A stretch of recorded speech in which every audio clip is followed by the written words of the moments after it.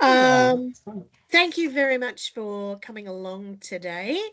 I would like to open the meeting by acknowledging the traditional custodians of the land where we are placed at Caledonia, the Wurundjeri people of the Woiwurrung language group, and we pay our sincere respects to the elders of the past who held their culture, elders of the present who strengthen their culture, and to all Aboriginal and Torres Strait Islander people that we engage with, and welcome any Aboriginal and Torres Strait Islander people who are attending the meeting today. May I introduce Wendy Hall, who is the founder and director of Dementia Doulas Australia.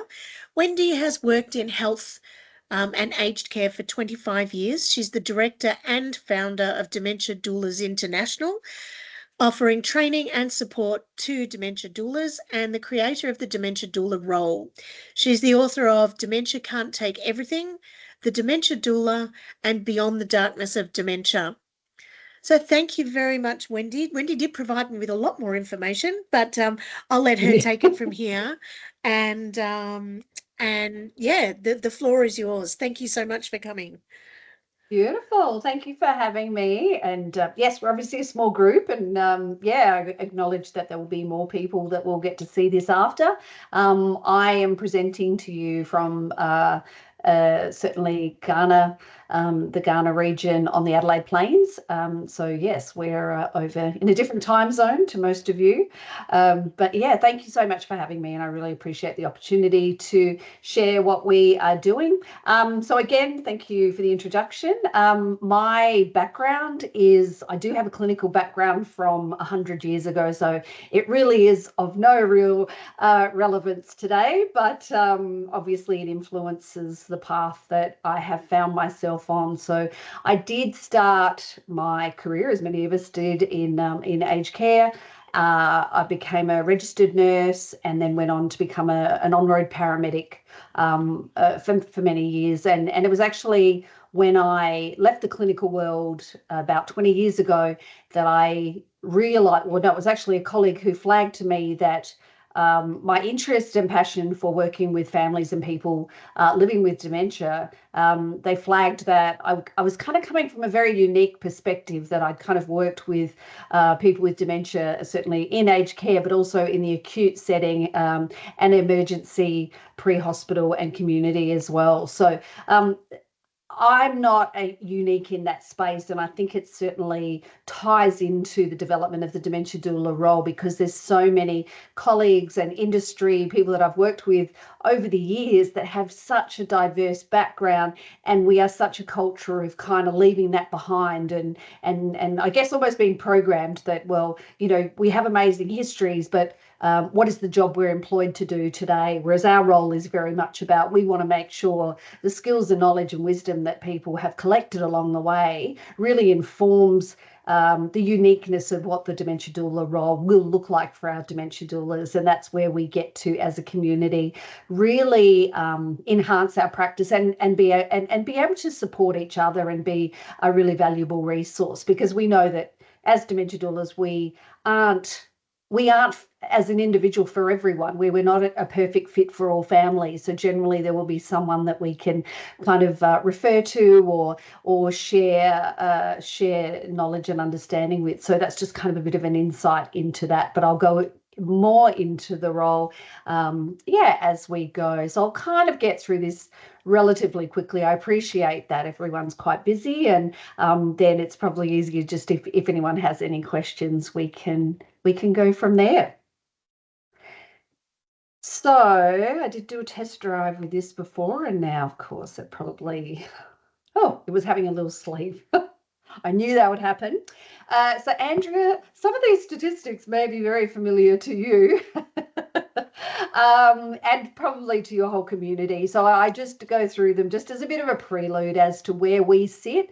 We certainly are not about saying, oh, our service is better than anyone else's. We certainly appreciate there are so many gaps out there, and it's about filling a gap, and that's really where we've placed ourselves. We want to make sure we complement and value add to what all other services are doing. And as we know, there is such a crisis out there for families and people with dementia collectively accessing and finding services, that there is so much work out there, and us coming together is a really important thing as far as service provision goes.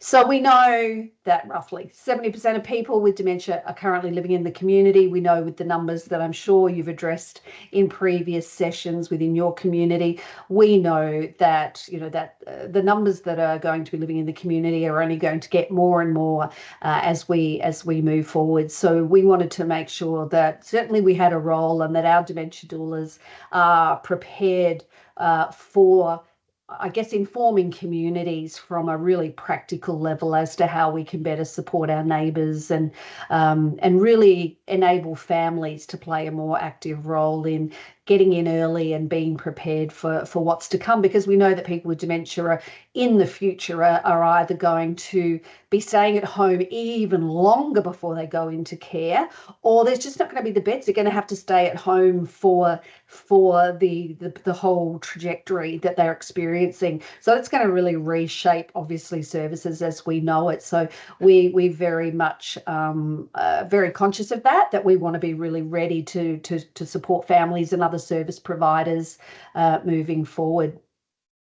And again, we know that 20% of people living with dementia are actually living on their own. And when we say they're living on their own, generally people still have some sort of support networks in place, whether it's formal or informal, and it could be just the neighbour that's helping out through to families and the wider community. But we know that what that means is that those that are providing support are probably not getting support themselves, so they aren't having someone that they can kind of say, hey, you know what, I'm happy to help, but I got no idea what I'm doing. And it's really important that certainly we position ourselves, and that's what we're finding with our community, that we're able to really position ourselves out in the community so that we're having those conversations just with everyday people who they don't want to get really bogged down in our world. They don't want to kind of fully sign up, but they still want to have access to knowledge and an understanding, and just know what they personally could do to support their neighbour, their community member, whoever that might be. And of course, we know that there's a lot of unpaid carers out there, and certainly while these are the Australian Institute, the welfare figures of unpaid carers in Australia, currently we really have no idea. We know that often it's the primary carers that are captured in numbers, and of course we know there's a lot of people out there who play an indirect or secondary third line care role, and they just don't make it into the numbers. So there's a lot of people that are propping up a very challenged system, and we want to make sure that they are represented along the way as well, and feel heard and feel supported in what they're doing. So where do we fit? We know, as I said earlier, that there are a lot of amazing services out there, a lot of great service providers, and I've been really fortunate over the years to work with some amazing people. But certainly my background, I certainly acknowledge that we are a tick box kind of industry. We are a sector that's very much on, once you've ticked all the boxes, if you've ticked all the boxes, then you've done a good job and you can go home feeling like you've achieved something. Whereas we know that there's a lot of stuff that sits outside the tick boxes. So there's a lot of grey areas and a lot of stuff that dementia just does not fit in a tick box, as we know. So we wanted to make sure that we acknowledged the services that do work to those tick boxes, but we find that we work anywhere and everywhere, and the topics that kind of come up for us definitely sit outside those tick boxes, which just highlights, as again you already know as an organisation yourselves, that families, often those tick boxes are related to the person that families are caring for and not them as individuals. So we wanted to make sure that we just acknowledge that. So why are families, why are they taking on a care role? And again, I just go through this because it really shapes who we are and where we sit. We know that primary caregivers most will not sign up because they kind of said, well, I'd love to do a care role one day. They're kind of thrust into that position, and many take it on because it's a family responsibility. It's about looking after your own, and we know that comes with its own challenges and a lot of weight attached to that. Many feeling that they could provide a better care, or they provide better care than someone else. And unfortunately, there's a lot of those reinforcing messages that we see in the media on a day-to-day basis of, oh, my family member's never going into care because it's just crap and it's this and it's that. And so there's a lot of barriers out there to care that obviously impact on individuals. Alternative care is too costly, and of course we know it's not available in many cases, and that obviously no other family or friends were available. So you have that one dutiful family member that steps up because no one else will, or they're just not available. So that's kind of, again, the space that we really feel that, we kind of had to sit in and just acknowledge those things with families to be able to really be who they need us to be. So family members, we know, often end up feeling like they should put their own needs second or even last when supporting someone with dementia. And of course, many don't identify as being worthy of services or support for themselves, as they don't identify as living with dementia.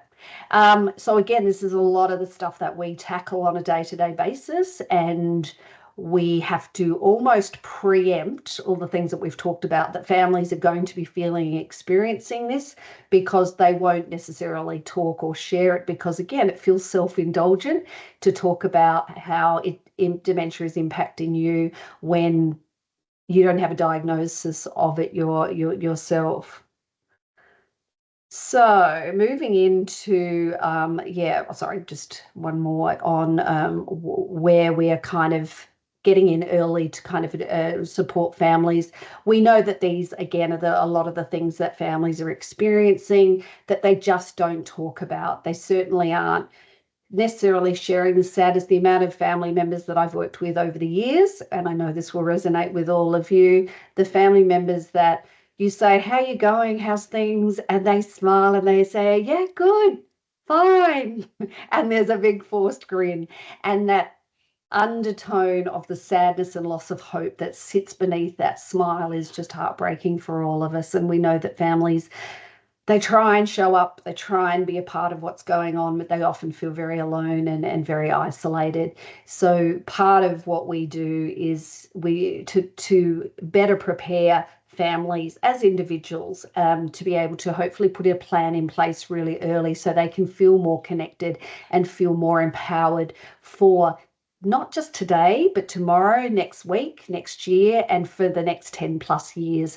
Hopefully, if we can get in early enough, and certainly the more there is awareness that certainly we are out there, the more we can have those conversations with families before perhaps they even connect with service providers, because we know that first step in connecting with service providers is a big one. And so some people jump in and do that, and others go, too hard, I can't do this, and then go it alone. So we've been really fortunate. And this wasn't necessarily part of the development of the role. Part of the model was not necessarily, having worked certainly in organisations that are very dementia focused previously, I certainly shared that it was hard to kind of talk to people who were newly diagnosed, who just wanted business as usual. They just wanted to live a normal life.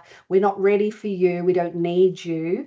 I never imagined that the Dementia Doula role would actually get us in having conversations prior to that. So that's been a really big bonus that we didn't anticipate, because we're just someone who turns up at community events. We're just someone who does a talk and says, hey, let's just talk about everyday stuff, that we kind of become a face for our local communities before families really feel like they need us. So they might just get in contact with us just going, hey, we don't need any help per se at the moment, but we just want to have a chat with you.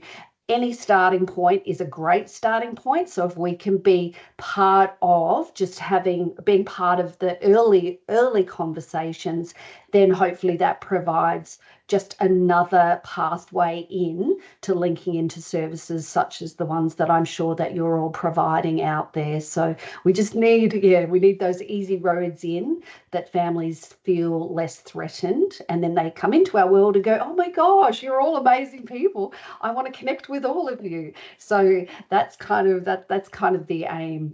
So the early space I always thought was going to be really hard for us to crack into, but we kind of got dragged there. We really got dragged there from day one, which was a big surprise to me, because I was used to having to plead my case, not just be welcomed in with open arms.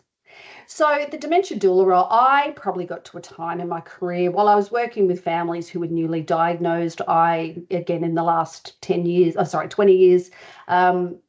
started to think, I started to do training and education for staff and families, and started to kind of realize, I realized I was starting to say the same things over and over again. And I realized I had the ability to build staff up, in particular in any sector. I was able to build them up, and I was able to make them feel like they could change the world. And then as soon as they would walk out of a classroom, the system would tear those people down and say, we don't have time for that. We don't have the resources. It's great for someone like her to come in and tell us what we should be. Yeah, the dialogue. So probably, I don't know, 12, 13 years ago, I started to think that I was perhaps done, that I probably had no more to give. I thought, I'm not value adding to the sector if what I'm saying is not getting traction, that I know that people want change, but I don't think I'm part of that. So it was a very self-indulgent moment, which I think we all have. So I kind of thought it was time. It was time for me to leave. So I had my self-indulgent moment where I thought I was going to go do a gardening course or something, I don't know. And then as the universe does, it sends you big messages to go, hey, get over yourself. People with dementia and their families, they don't get to say it's all too hard and we're not going to play anymore. So you do have to be part of change, or you need to get out altogether. And I thought there's no point developing another training program if staff are already overworked. We can't just give them more training, as in more specialty training.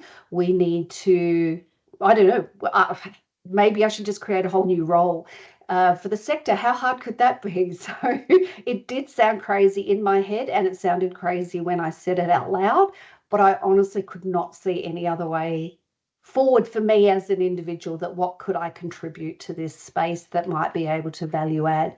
So I spent probably about 5 years doing a lot of research, talking to family members past and present, came across the end-of-life doula role and thought, oh, maybe this is what I'm looking for. I had to work out the thing that was really getting to me. What was my biggest upset point in the work that I was doing?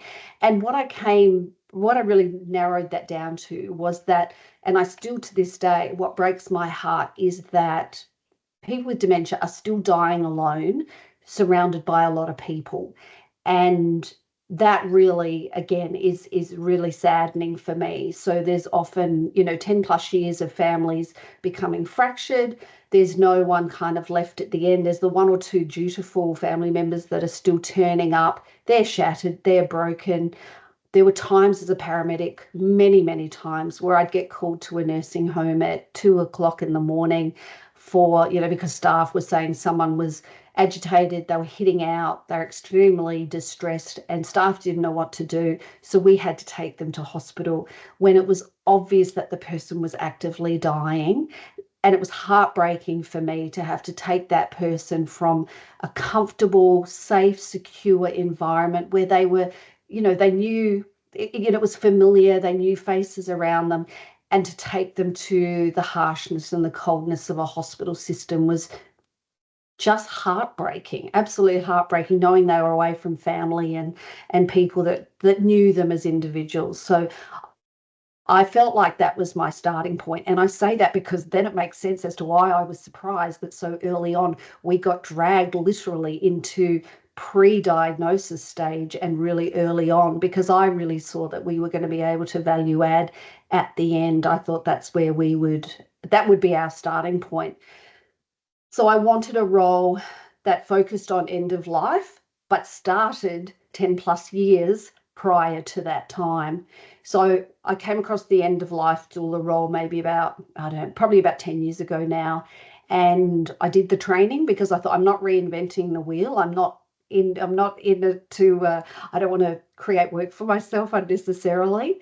I did the training and I thought, wow, this is close. It's really close. It's a great foundation, but dementia is so specific that it can't be just tacked onto other areas, and that's the history that we come from as well. It's kind of, yeah, a particular area with dementia as a kind of a side hustle. So I had lots of conversations with a lot of people and realized there was absolutely a place for a dementia doula. I just felt the foundation was so strong that, yeah, but the differences were great enough that it needed its own identity.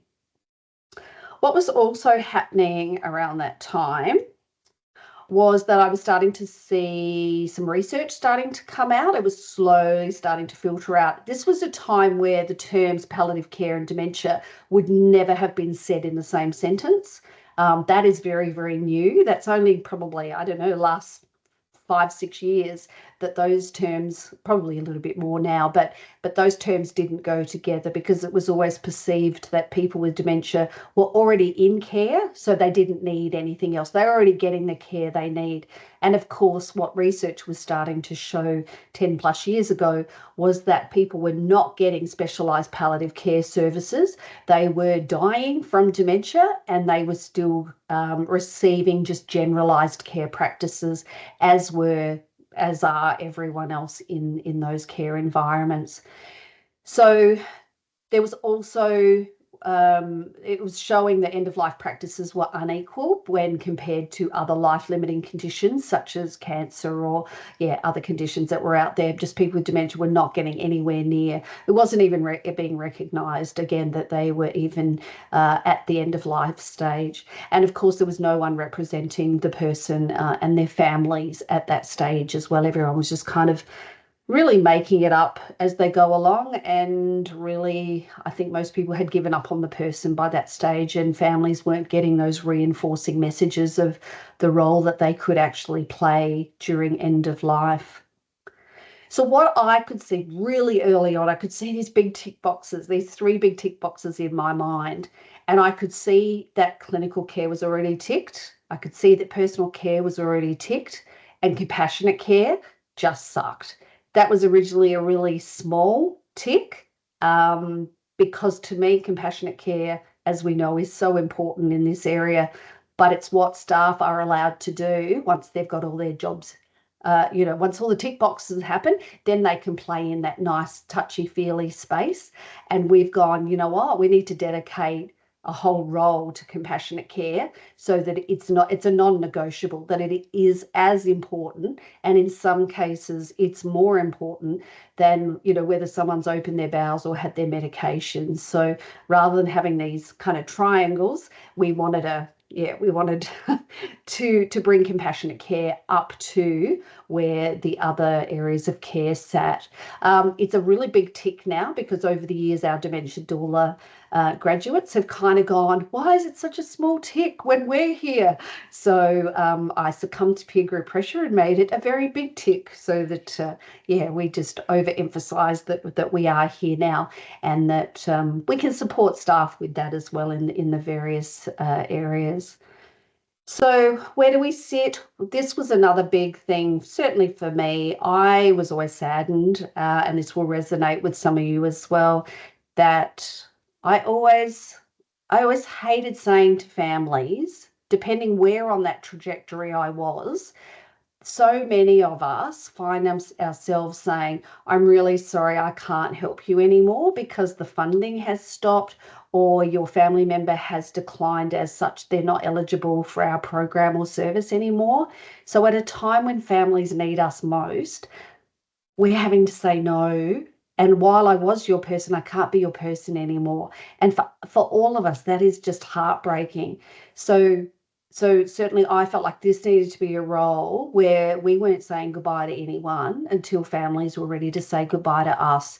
So we are there from pre-diagnosis through to time of bereavement, and we are there not with information overload, because certainly we know that when amazing individuals are out there providing amazing services, often they're pushed for time. And so you've got to give families a lot of information in a really short period of time when they're in a heightened sense of emotion and stress and trauma. And it just kind of goes in one ear and out the other.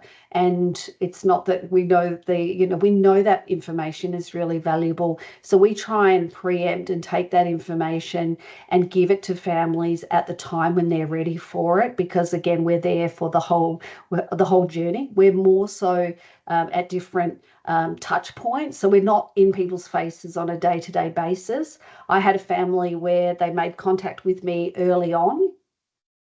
I contacted them a few months after I'd done some work with the family really, really early. Dad was still living in the community, and we had big conversations, and I got in contact with them a few months later and I said, hi, just checking in that everything's okay. And all they did was wrote back and said, yeah, nope, everything's fine. Thanks for asking.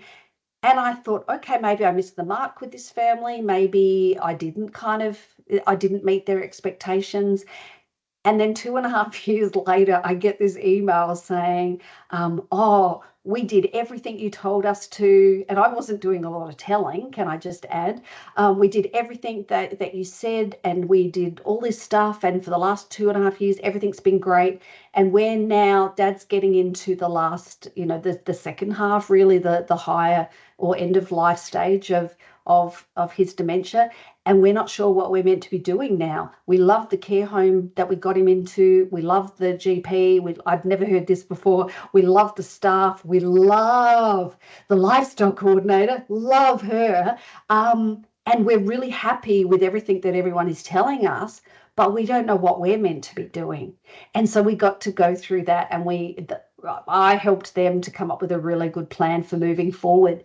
But I didn't realize the impact that I had had on them as a dementia doula, in the previous 2.5 years. So we kind of just, we are so in the background. And then, of course, I heard from them another couple of times, and then to hear that Dad had died. And it was really touching just to see the impact that they felt that having a dementia doula had made in their journey, even though, in all honesty, I felt like a bit of a fraud because I really didn't feel like I had done much for them. I wanted to do so much more. And therein lied another lesson about us not inflicting care on people, that we need to just let families drive that. I needed to be who the family needed me to be, not who I thought I needed to be for them. And that was really beautiful.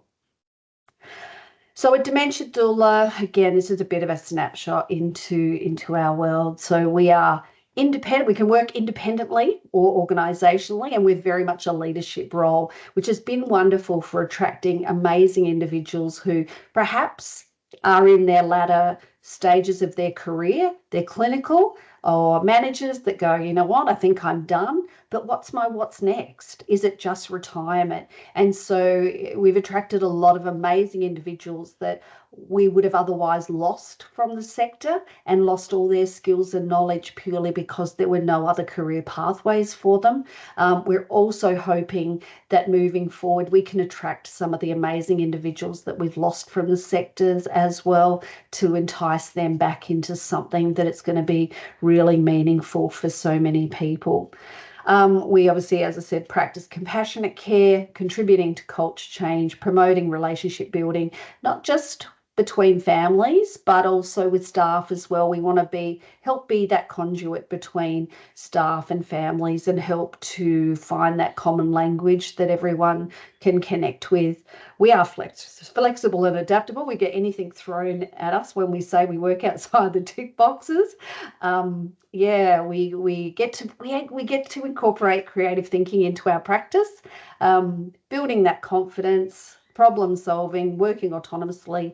We do fit seamlessly into a team environment because, again, we're want to be there just saying this is what we do. We want to be able to complement what others are doing, and we know that particularly with health professionals that they can only cram so much into an appointment, and often the focus is on the clinical aspects. So we want to be able to complement and value add to that as well. And ultimately we want to make sure that nobody is going it alone, that people are feeling incredibly supported with what they're going through.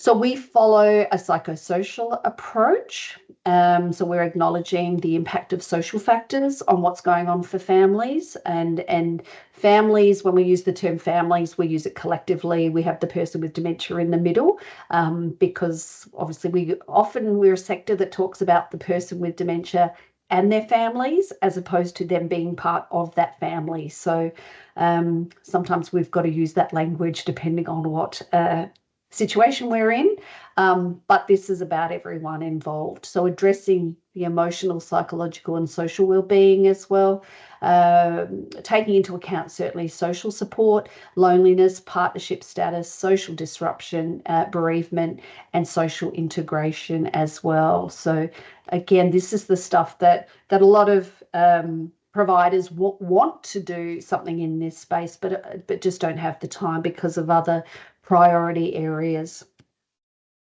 So this has kind of this has evolved a bit for us over the last couple of years. Our program initially, that Dementia Doulas International, which is our training arm, and where we have our membership community for our graduates, so that we can all stay connected and share information and support each other in our practice. Our programs, when we started 6 years ago, was very much focused on how can we better support families throughout the whole trajectory.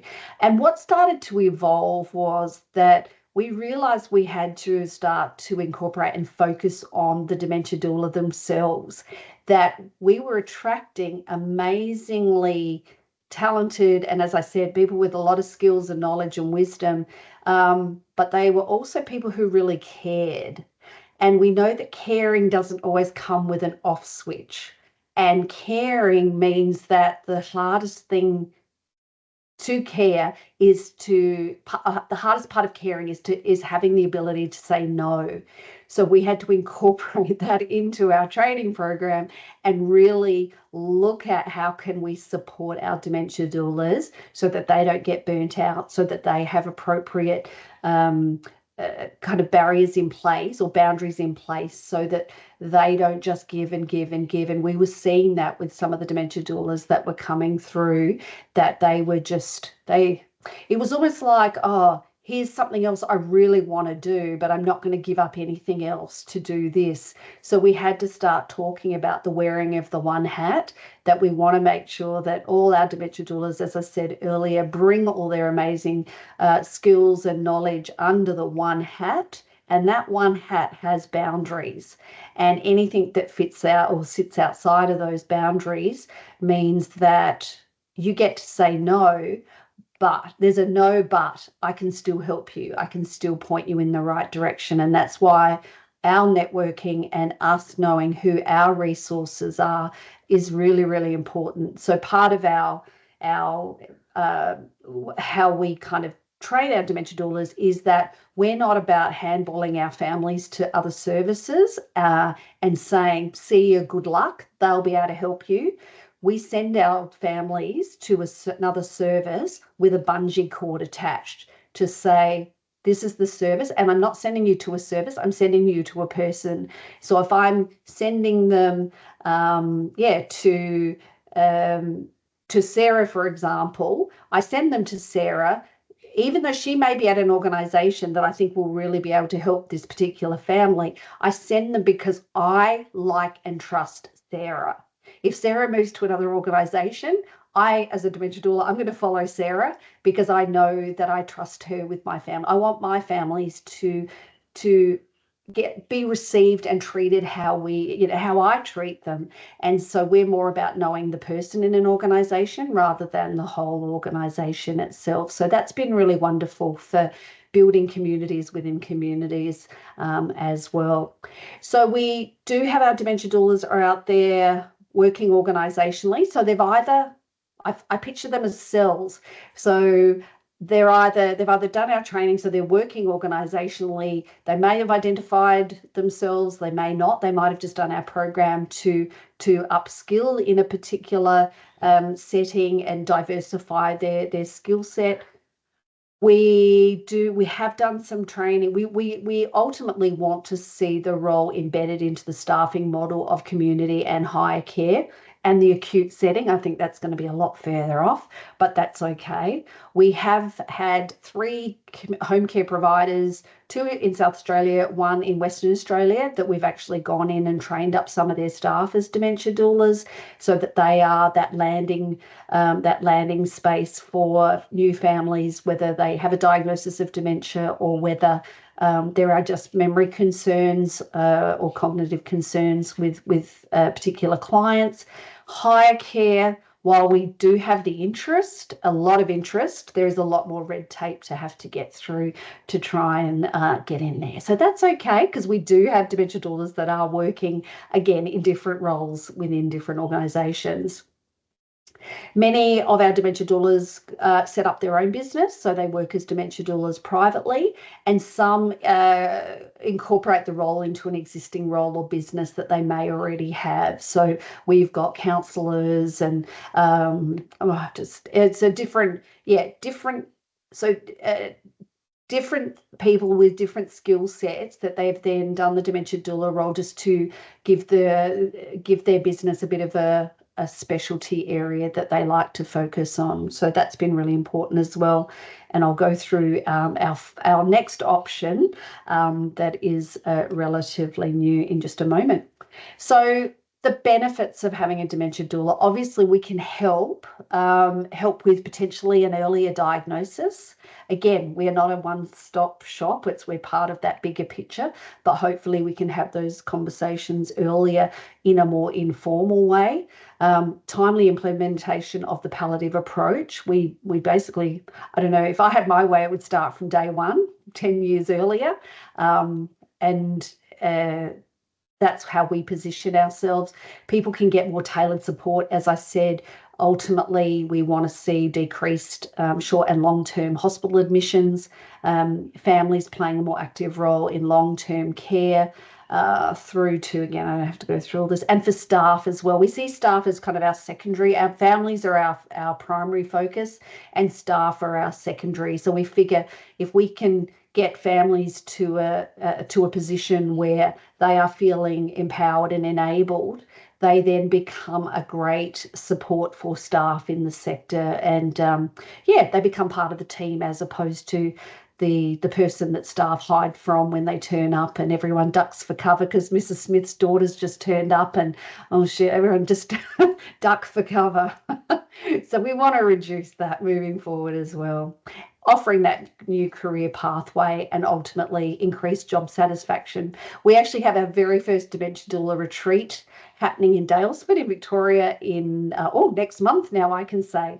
And it's so lovely. There's such a buzz with just having a retreat, bringing together like-minded individuals just to have a bit of a week of R&R and personal and professional development. And it's been so well received that even the guest speakers that I invited to Zoom in said, oh no, I actually want to come. I actually want to come to the retreat. So that's going to be a hoot as well. That's going to be a lot of fun. Okay, nearly there. So last year, on the 1st of January, I was not starting up a charity last year, I can promise you, but the universe had other ideas and it was always meant to be a long-term plan. And I realised I'd been saying that sometime in the next 5 to 10 years for a long time. So while Dementia Doulas International stays as training and it's all about the Dementia Doula, Dementia Doulas Australia is our charity that is all about family. So it's about bringing programs to life in a way that makes sure that all families have access to a dementia doula in some way, shape, or form. We don't want to have money, you know, and we all hate, because we're caring people. We hate talking about money. So we want to make sure that financial situations are not a burden to people accessing a dementia doula. So that's been really exciting to get that up and running. What that's also done is it's starting to open up a pathway for our dementia doulas to be able to do some work as well in this space. So that's going to be a real exciting. We're going to need lots and lots of dementia doulas, because we're going to be able to, again, generate a lot of work for our dementia doulas to do. That doesn't mean that they have to set up their own business. They can actually do some work through Dementia Doulas Australia. So that is very much an ever evolving thing at the moment. We have been really fortunate to get a couple of grants, really a couple of smaller grants quite quickly. So we are about to launch an online membership, family membership community, and that starts next week. So registrations for that, people can register through the website down the bottom there. And also in South Australia, we have got a grant for a health and wellness program for families, older South Australians, both metro, regional and remote, supporting someone with dementia at any stage during the trajectory. So that will start early next month, and that's a 1-year program. So people meeting once a month with a real focus on health and well-being. So that's really exciting as well. And I promise I'm almost there. You can see I can just talk forever on all of this stuff. And just a bit of a plug. These are certainly the first 3 books that I know Dementia Australia. I'm very fortunate to have them in the Dementia Australia library. And the 4th one is imminent. So hopefully in the next month. No, it's going to be out in the next month, which way is up. So that's really exciting that is coming out very soon. So they're available on the Dementia Doulas International website. I think that might be it. I'll just get through this, and then there we go. So thank you. I haven't been looking at time, so hopefully I haven't run over, or there we go. I'm going to hand back to you, Sarah. But yes, thank you for listening. And if anyone does have any questions, again, I know we're just a small group, so I don't want to put people on the spot. No, thank you so much. That was inspirational, actually. I see quite a bit of synergy with why this particular network was set up, which was to reach out across all those funding bodies, across all those sort of programs that run so beautifully but in silos, and to bring people together to share the information that we can provide to those people we work with, and do that warm referral, you know, to a person rather than just a phone number. So it's wonderful to hear that's the business model, or that's the social model of care. I think is absolutely terrific. Yeah. I'll open it up. Did anyone have any questions for Wendy about referring your own clients, or who's suitable?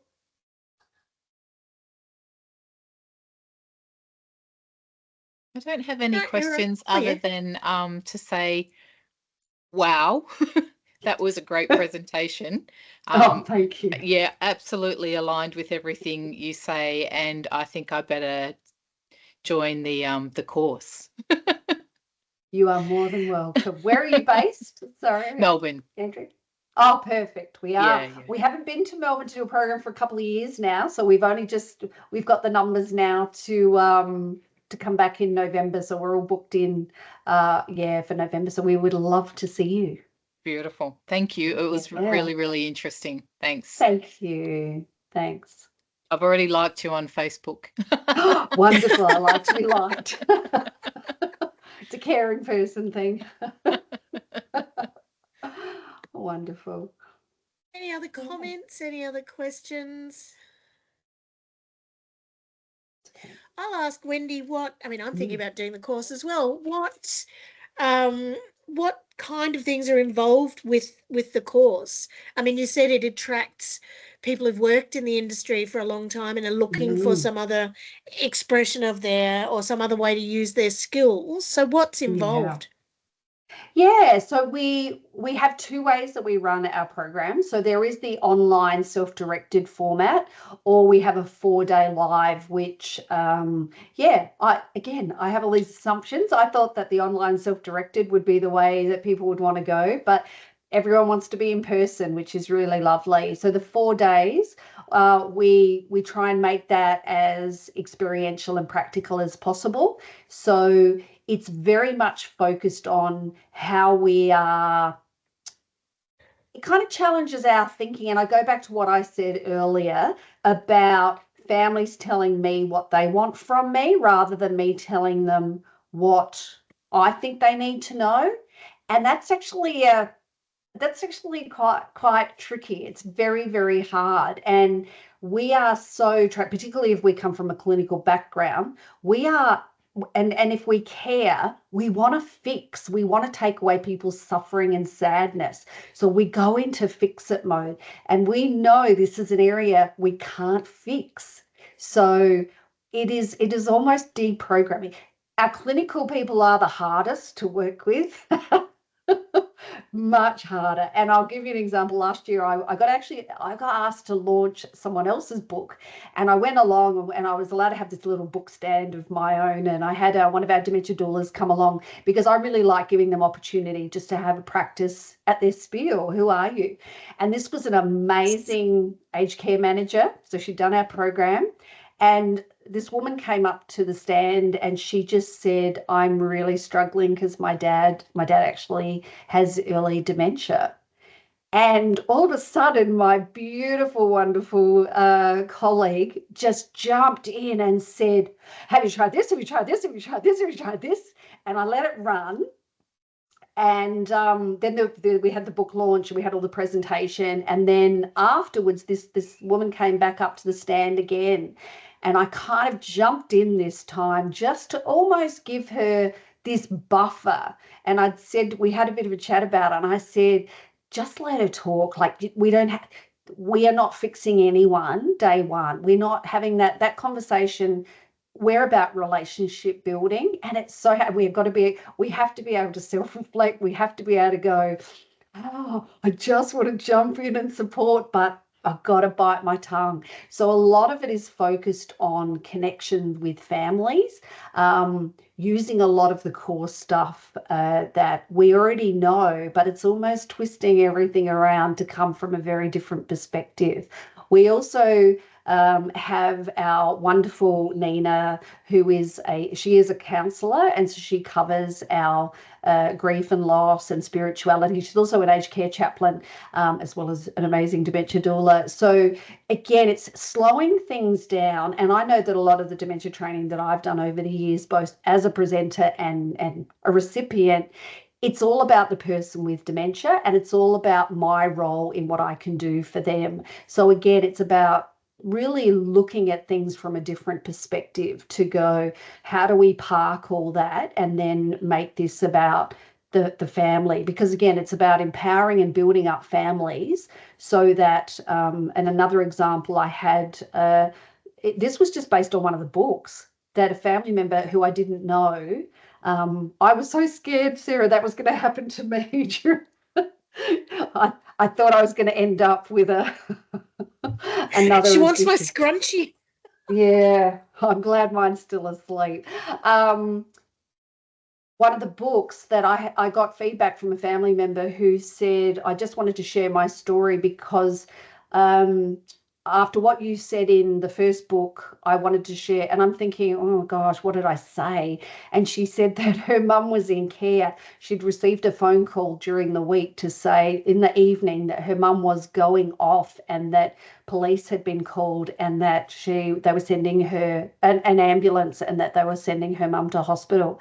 And she wrote, after reading your book, I said, you're not sending my mother anywhere. My mother is not going to hospital. I'm coming in straight away and she better be there when I get there. Can I just add, I do not say to do that in the book in any way. But she went in, she got there before police, ambulance arrived. She explained, she had the dialogue to speak to the ambulance and tell them what she wanted and how she wanted it to play out. They supported her. They called off police. They helped her to de-escalate the situation, and they left, obviously. And she said, I went back the next morning and my mum was just in bed and I sat with her and she just seemed happy as, and she wrote meek as a lamb, and she said, I said to her, wow, Mum, that was a bit of a rugged night last night, wasn't it? And she went, oh, why? What happened? And so that was the difference between her waking up in her familiar, comfortable surrounds as opposed to sedated and restrained in a hospital bed. So that was just purely through her, however she interpreted something I wrote, let alone the impact that we can have working, on a one-on-one basis with families. So, yeah, it's really exciting, really exciting. So very practical. Our 4 days is very practical. We want to make sure that our dementia doulas leave feeling really armed for what they're doing. We do have assignments along the way that we do start during the program, but the assignments are purely about building up the Dementia Doula toolkit, because we know that anytime we do a course, we kind of go, oh my gosh, I'm going to develop all this really cool stuff. And then we finish, and then of course everything gets so busy and you don't have time to go back and make a start. So our assignments are very much based, they're very purpose-based on building that Dementia Doula toolkit. And the amount of Dementia Doulas who have said, oh my gosh, I didn't realize I would be using my assignments straight away, that they would be there as such a useful resource, it has been really validating for, again, we want our dementia doulas to succeed, and that's kind of been a really lovely way to be able to make that happen. Yep. No, that's great. That sounds really good. Well, thank you so much for coming along. I know we've really enjoyed your presentation. It will go online as soon as I put it up, and I'll let everybody know, and I'll share the link. And yeah, like I said, Wendy, we get sort of 20 or 30 people who watch it afterwards, so you may get some more contact after that. But thank you so much for joining us. Thank you so much for having me, and keep being amazing at what you're doing, to all of you. Yeah, really appreciate being part of a wider community. So yeah, thank you. Thank you very much. Thank you. Take care, everyone. Bye. Bye.